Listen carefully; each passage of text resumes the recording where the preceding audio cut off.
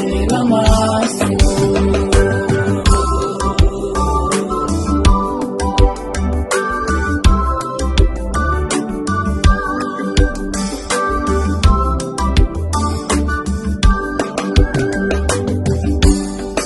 Hari igihe umuntu arengwa n'ibyo afite bikamutera kwishira hejuru, akirengagiza yuko ibihe bihinduka.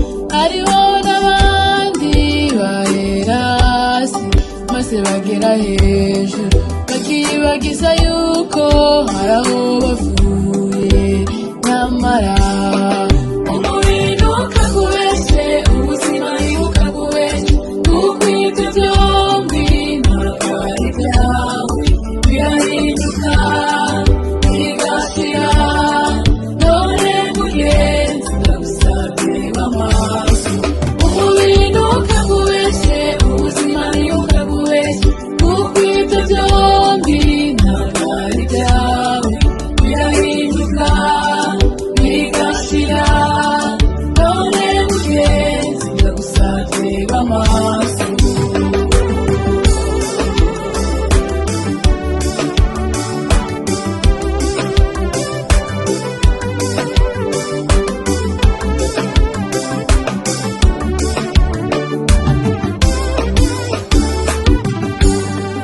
Iby'isi byacu bagenzi, uko twabisanze niko tuzabisiga.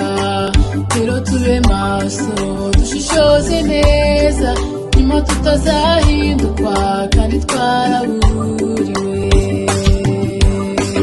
Iby'isi byacu bagenzi, uko twabisanze niko tuzabisiga.